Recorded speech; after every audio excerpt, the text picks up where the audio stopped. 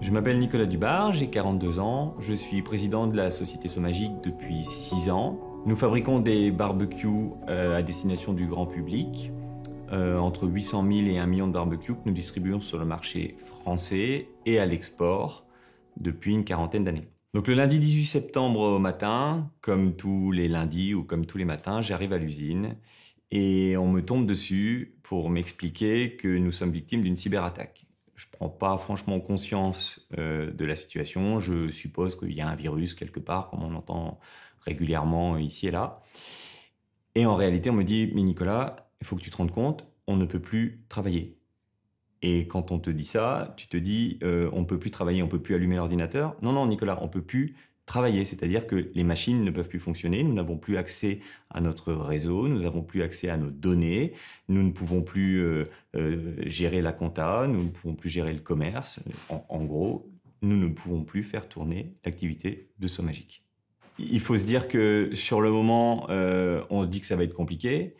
Mais on n'imagine pas réellement ce qui s'est passé, même après ces propos, qui peuvent paraître durs, lourds de sens.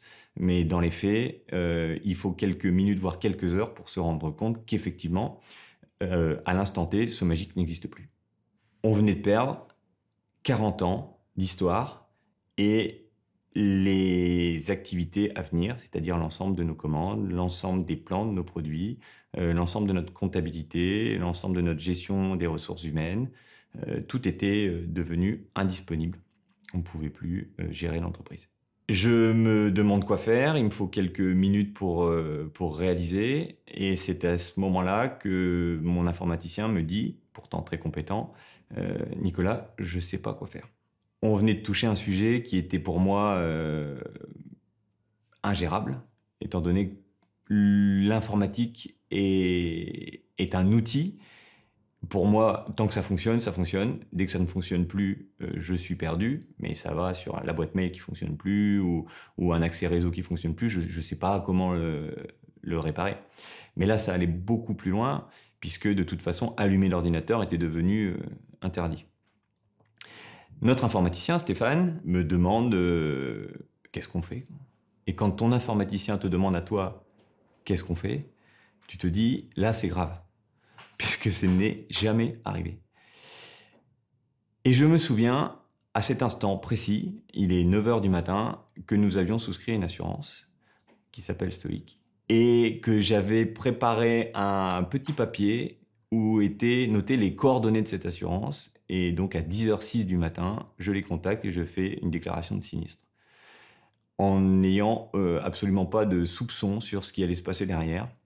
Et ils me répondent « Ok, on vous envoie 2 gars ».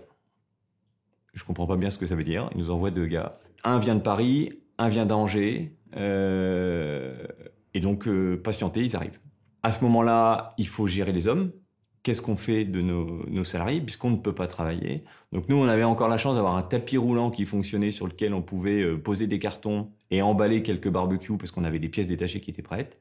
Et donc on met tout le monde dans l'usine et les gens commencent à emballer le reste des pièces qu'on avait pour fabriquer quelques barbecues. Certains prennent des balais, nettoient l'usine. Bon, arrivé en début d'après-midi, plus rien à faire. Je renvoie les gens chez eux. Les quelques cadres dirigeants qui m'entourent au quotidien restent.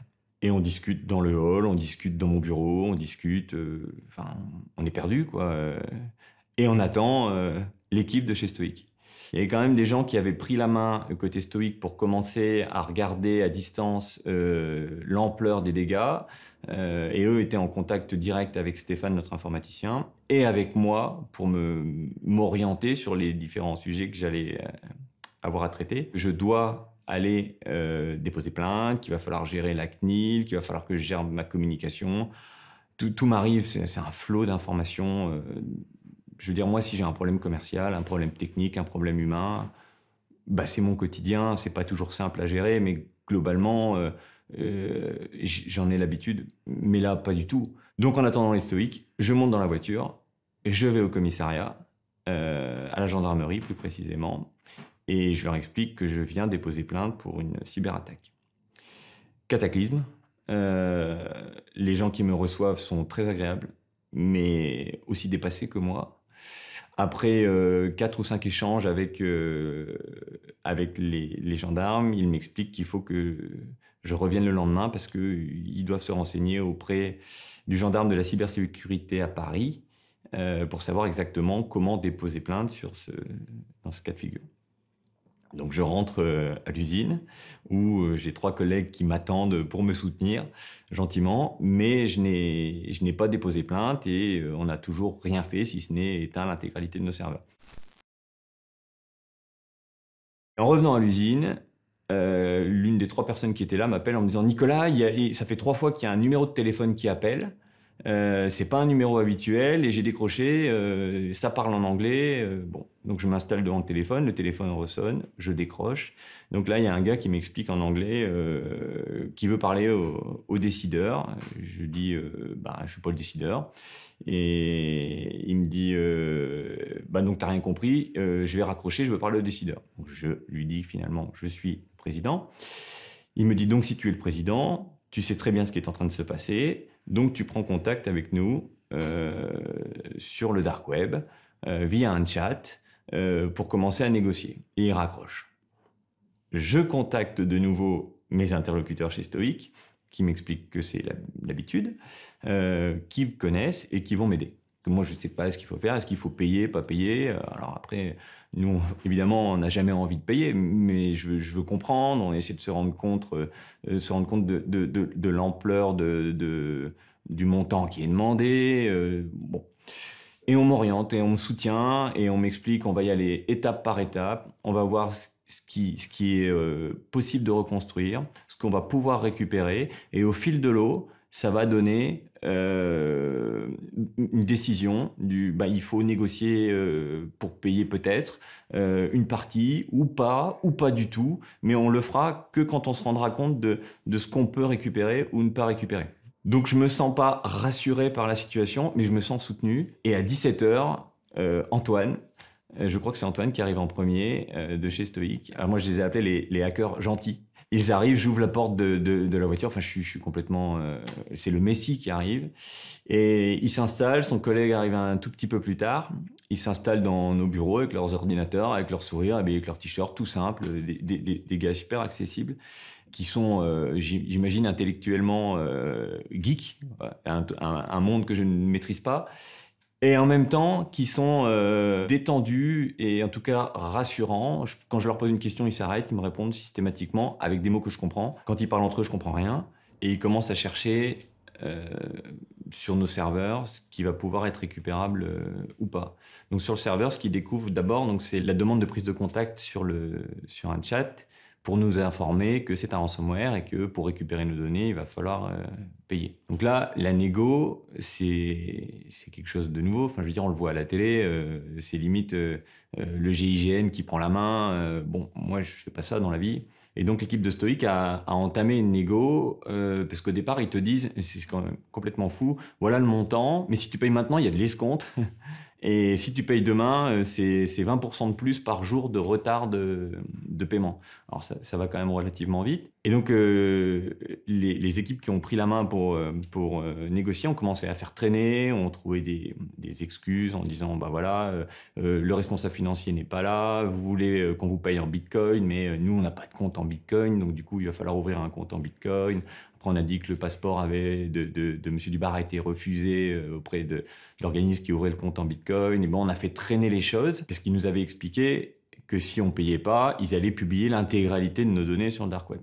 Et donc pour faire traîner ça, il y a une négo qui a duré, mais c'est pas 2 jours, ça a duré 15 jours, je crois, la négo. Alors que normalement, au bout de 3 jours, ils voulaient publier. Moi, j'aurais pas su faire ça. Enfin, je veux dire, déjà, ils m'auraient dit, tu ouvres un compte en Bitcoin. Je veux dire, de quoi tu parles? Moi, le Bitcoin, je le vois pareil à la télé, dans les séries, pas dans la vraie vie. Nous, de notre côté, il faut gérer les hommes, il faut gérer le dépôt de plainte qui finalement se fait, donc le lendemain. Je gère les hommes chez nous. Il y a des gens qui viennent me voir en me disant mais Nicolas, ça va se passer comment? On va tenir debout? Enfin, ça va continuer? Parce que moi, mon mari, il est en train de perdre son boulot, mais moi, je peux pas perdre le mien, quoi. Et les gens pleurent, quoi. Les gens pleurent dans votre bureau. Et quand ils viennent vous voir en disant la situation économique est compliquée, est-ce que Somagic ça va? Bon, bah, vous répondez des choses, quoi. Et là, vous devez les rassurer, mais vous ne savez pas. Vous n'avez aucune idée de ce qui va se passer dans 1 heure ou le lendemain ou le surlendemain. Combien de temps on va tenir sans fabriquer? Est-ce qu'on va récupérer nos plants? Des centaines de plants qui sont perdus. On ne peut plus fabriquer de barbecue, on ne peut plus rien faire. Entre-temps, ce dont on ne se rend pas compte, c'est que moi, la compta, ils sont venus me voir en me disant « Nicolas, comment je fais la déclaration de TVA là ?» ou la paye. Parce qu'on était le 18 septembre, donc on arrive très vite à la fin du mois. Quand ta RH, elle vient te voir, elle te dit « Nicolas, je fais comment la paye ?» Eh ben, Catherine, la paye, eh ben, on va trouver une solution. Quand je dis qu'on peut plus travailler, on peut plus travailler, quoi. Et finalement, de fil en aiguille, je décide de faire une communication à toute l'entreprise. Donc, je convoque toute l'entreprise, donc j'ai 50 personnes devant moi. Et je crois que je leur ai jamais parlé avec autant d'émotion et probablement la larme à l'œil, en leur expliquant ce qui était en train de se passer.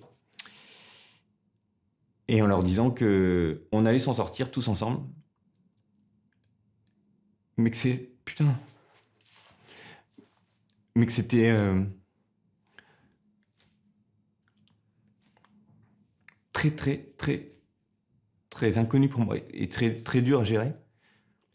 Parce que d'une manière ou d'une autre, je suis un peu garant du salaire à la fin du mois, quoi. Que tout ça tienne debout. Et ce jour-là, j'étais pas sûr de pouvoir tenir le truc, quoi. Parce qu'on n'avait plus rien. Et on a de la chance chez Somagic parce que les gens étaient vraiment...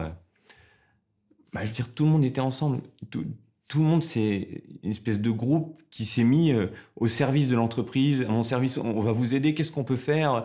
Ils ont fait des choses qu'ils ne font jamais. Il y a une espèce d'élan de solidarité qui nous a vraiment aidés pour continuer à avancer et à garder un minimum le moral. Et puis une fois que j'avais communiqué auprès des salariés, les clients. Parce que tu es obligé de communiquer auprès de tes clients. Donc là, avec notre avocat, on a écrit un courrier qu'on a envoyé à tous nos clients en attendant la réaction des clients. Qu'est-ce qui va se passer? Qu'est-ce qu'ils vont nous dire?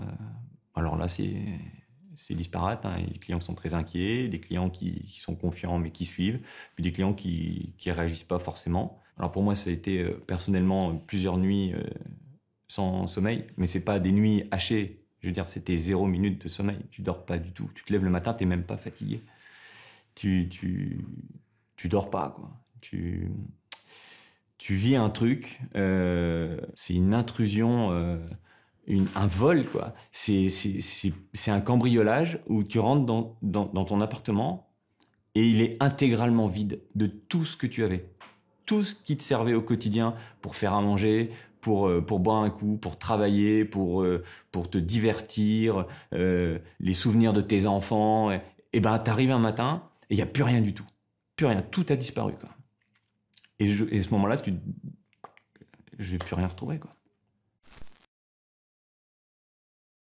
Je crois qu'au bout de 4 ou 5 jours, il y a les stoïques et mon informaticien qui arrivent et qui me disent Nicolas, on peut restaurer une sauvegarde du 23 mars 2021. Est-ce que ça t'intéresse? Donc en gros, ça veut dire qu'on revient presque 2 ans avant, mais tu as toutes les données d'il y a 2 ans, quoi. Bah oui, on y va, quoi, c'est parti. Là, je me dis, parce qu'il y a des fichiers, on utilise les mêmes tous les ans, puis après on les remet à jour avec des nouvelles données. Donc déjà, on avait nos bases de fichiers. Donc on avait perdu 1 an et demi ou 2 ans de nouveaux produits ou différents sujets qu'on avait traités, mais on se retrouvait quand même avec une base correcte pour pouvoir travailler. Et là, à ce moment-là, moi, dans mon esprit, je me suis dit, c'est bon, on va pas fermer, on va pas mourir. Alors après, comment ils ont récupéré ça, comment ils ont retrouvé le truc, franchement, ça me dépasse complètement. Mais ils ont mis le truc en place. Et donc, 1 semaine après, je rallume l'ordinateur, je vais sur le serveur et je suis 2 ans plus jeune, quoi. Moi, j'estime qu'on a retrouvé à peu près 90% des données. Je veux dire, finalement, avoir perdu que 10% de tes données par rapport à ce qui s'est passé, c'est presque un moindre mal. Mais bon, il nous a fallu presque 1 mois pour en arriver à se dire on a récupéré 90% des données.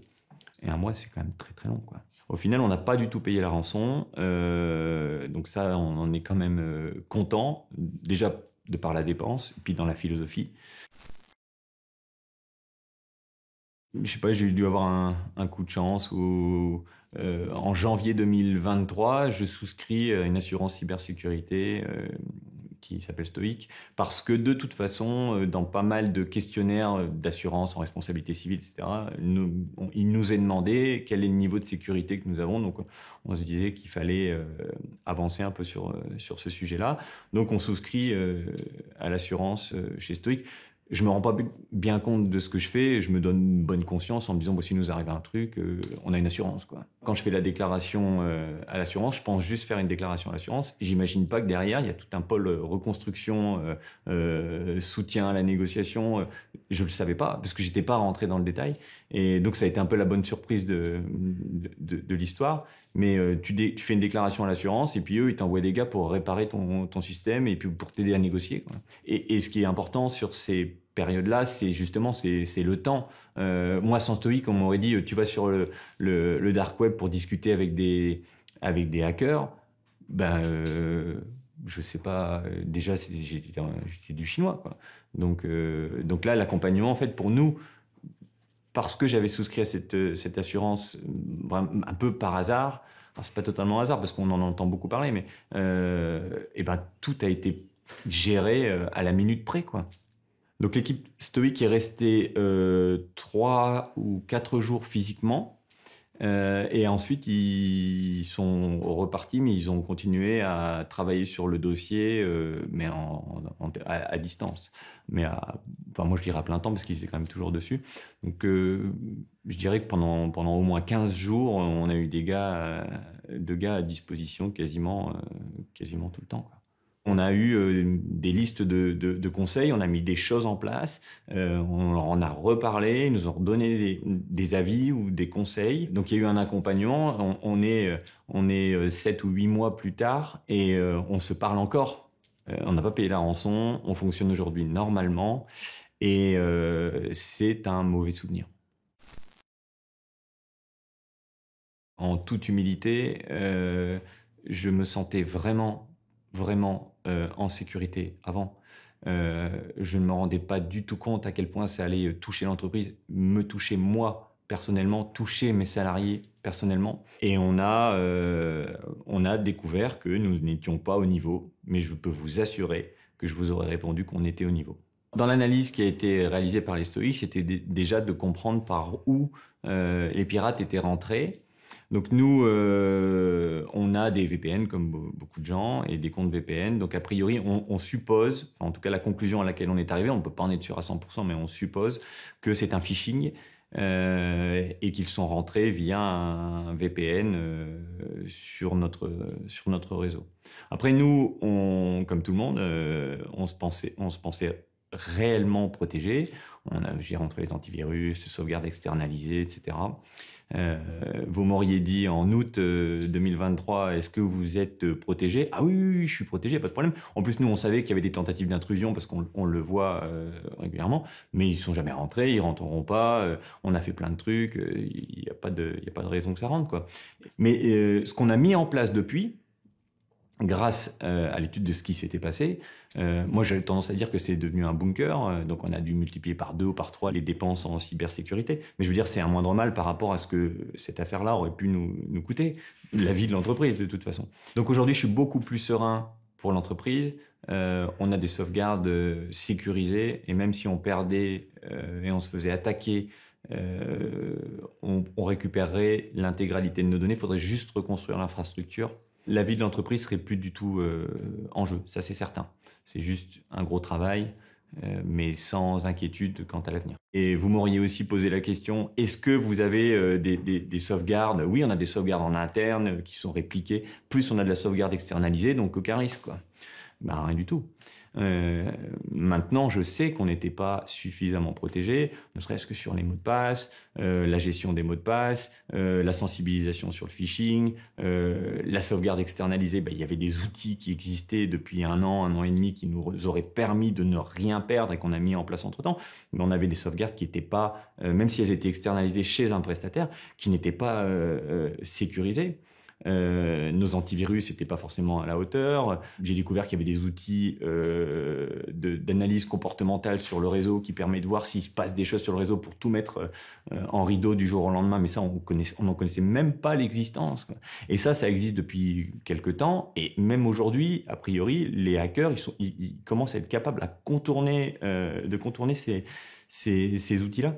Alors, je me sens pas prêt dans le sens où je veux pas le revivre. Je veux vraiment pas le revivre. C'est vraiment un traumatisme. Par contre, je pense que si aujourd'hui il y avait une tentative d'intrusion sur nos serveurs, ce serait vraiment très, très, très compliqué pour les hackers de rentrer.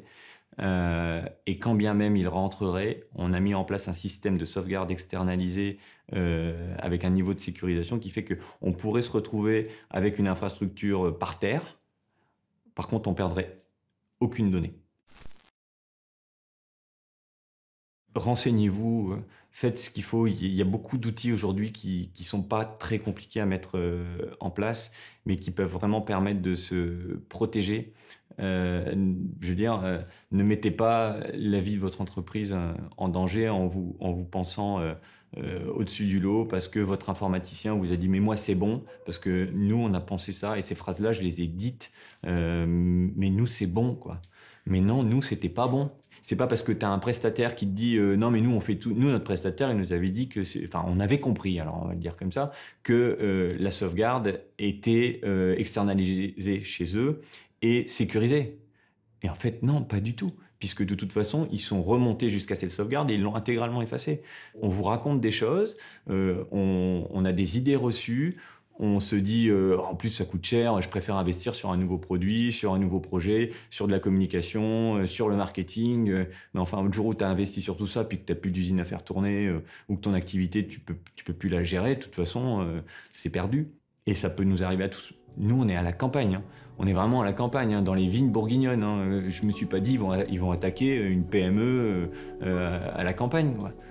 Eh ben si.